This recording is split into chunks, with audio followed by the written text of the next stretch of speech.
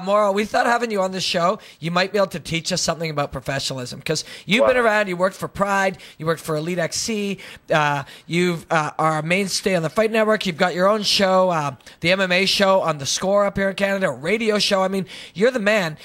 We're idiots, right? Like, tell I think you guys are having fun, and that's the main thing. I mean, if anybody's an idiot, it is myself. That I do the same thing. I don't think anything you enjoy should resort to you guys being called an idiot. Listen to you guys. You have some good chemistry, a great camaraderie. Although, Robin, I have to say that your co-host is sporting better follicles tonight than you are. You remind me of Kajiro Maeda, who is the new K1 heavyweight champion. Did you guys see his hairstyle? I like. You think Jonathan has better hair than me? Not only right now, from what I saw earlier, yeah, I have to go with his. Actually, let me just. Hang on, just 1 second before Robin starts blabbing on about how awesome his hair is. Robin is technically a hairstylist. I was a hairstylist. Whatever. And you still have the capacity to do it. Well, and hang on a second. That's why I said it. Right, and not only that, hang on a second. When we were at W1 this weekend, which I'm going to line my hair up to make it into the white so you can see how cool it is. It's all spiky. Hang on a second. Robin, we went to go, and I was like, dude, we got to leave in 20 minutes. He's like, oh, okay, cool. I'm just going to quickly get ready. And then he did his hair for about 25 minutes, and we were late. We were late because the dude was flat ironing. He was flat ironing his hair. You think it just looks like this? I thought you shower and then it dries and that's what happens. Well, look how much product you have in that thing. Hey, like, it's like made of steel. Touch it. Go like that. Look at how flexible it is. It's soft. Flexible at all. It's soft. Ow, that hurt my hand. So we're not learning anything from this entire program is already depleting the ozone layer. Yeah. You know that? Yeah. Oh man, this is the worst show we've ever had. Mauro, help us out. Give us a good story. Give us a great story of something awesome that happened in MMA. Doesn't have to be related to hair at all. Personal one or one that I just witnessed. Well, let's do something recent, but don't talk about the Mirko Krokop one where you got... no, I mean, that's been... I can't... Actually, to be honest with you, it's so funny because here I am having announced many memorable fights and having announced so many fights over the years and being involved in all kinds of unique and wonderful things in my career, and yet no matter where I go, no matter what I do, aren't you the guy that was punked by Mirko Krokop in that YouTube video? Isn't that crazy? That's me. Enjoy the rest of your life. Yeah. Isn't that crazy? Eh? Like one practical joke, but we'd like to hear more interesting stuff because every jackass knows that story. Exactly. Yeah. No, everyone does know that story. I can. Well, again, give me a topic and I'll try to shed some light on it. Okay, what's the most awesome knockout you've ever seen? The most awesome knockout that I've ever seen. Wow.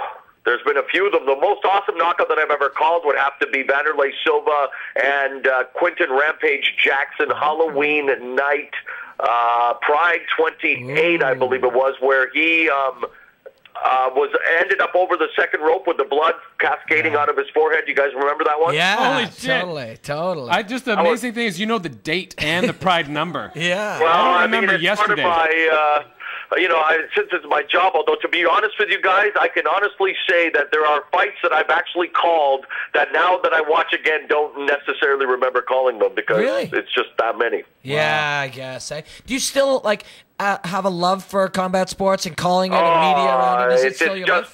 My friend, it's funny you even asked that because there's a reason why I'm single. If you were to come to my humble abode, you would see that, the computer is always on. Actually, here, I'll give you an example of what's happening right now. Yeah. As of right now, I still have in the 28 font size because I'm blind.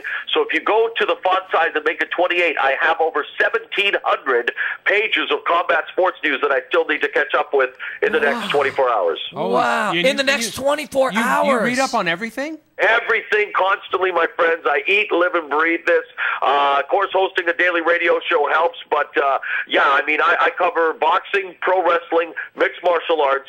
I watch the fights, but then I'm also, trying to incorporate as much pop culture as I can. So I subscribe to Rolling Stone magazine, Entertainment Weekly. Wow. I have the hockey news. I'm just a nerd, is what I am, and there's a reason I'm single. We use the term MMA nerds too, but not to the extent that that you're absorbing the minutia of this sport. It's pretty incredible. It helps in the role, especially now that again with Showtime, I'm not only going to be a play-by-play announcer, but I've been very fortunate and blessed to be one of the analysts for the major shows in which I'll be working with Gus Johnson and on our first show, Pat Miletich, because Frank Shamrock is actually fighting in the main event. But it is so awesome that I get to continuously challenge myself, and this not. Some people call it useless trivia. I call it stuff that we are able to use on a broadcast. But plus, also, I mean, honestly, you're taking it seriously. Yeah, it's your profession, and you're taking it seriously. Oh, I don't even. It's Chris Rock at Kill the Messenger said there are people with jobs and there are people with careers. The people with jobs hate those of us with the careers. Well, it's also amazing that you get to be doing something that you absolutely love every day, all the time. Don't you think? I couldn't agree with you more. And we all come from somewhere, and I visualized at like 5 or 6 years old. I knew already what I wanted to do in life, how I was going to get there. Now, like most everyone, we all have personal stories, and I had to battle some, health issues. I'm not even ashamed to say, and I've spoken out in public about it before. I'm bipolar affective disorder. I've been diagnosed since 19, and I had to combat that in my 20s while still being a very successful radio disc jockey at the time, as well as a television commentator. But I tell you what, in the last 9 years, so now I'm 39 years old. I know I look much younger. Thank you, ladies. You do. Yeah. In the last 9 years, my career has absolutely exploded because of the fact that I was able to get in touch with my own personal health and take life for what it is. And I'm just blessed that every day I get to go to work with a smile on my face and get to talk about the greatest sports in the world. So you're right. I couldn't be much more blessed. It makes it makes me happy to hear that. Like. Because Robin has hope because he's bipolar. He's got rock and roll and MMA. Yeah, I guess.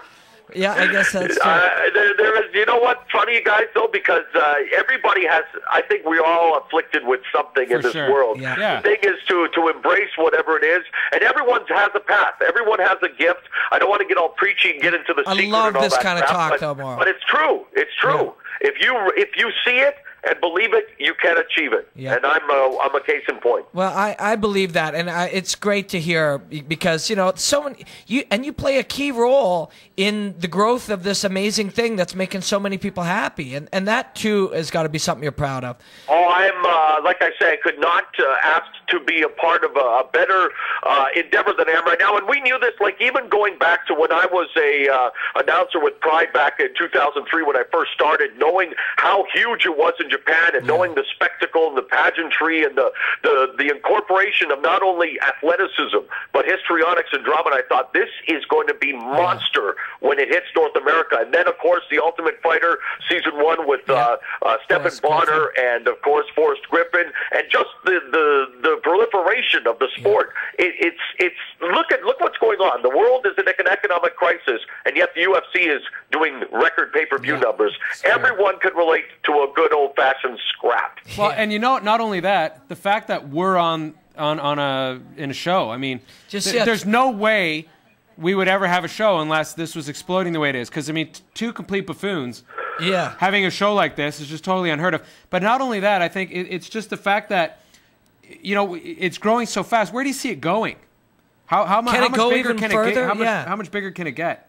Well, it's we're going to find that out again very soon with Strikeforce getting the deal with Showtime and going so well how Showtime and CBS, of course, a member of the Viacom family. I think it's going to get a lot bigger, to tell you the honest truth, because we are still, and Dana White says it too, just scratching the surface. Once it's firmly established on major network television, and once other areas of the world, like the UFC, already kind of paving the way, there's so much fertile territory. There's so much virgin ground yet to cover. Virgin's good. Very nice. Yeah. And you know what's kind of cool about it is the fact that the numbers are much bigger than boxing. There's more events, but yet they're doing the same, if not more numbers than boxing. Yeah. Well,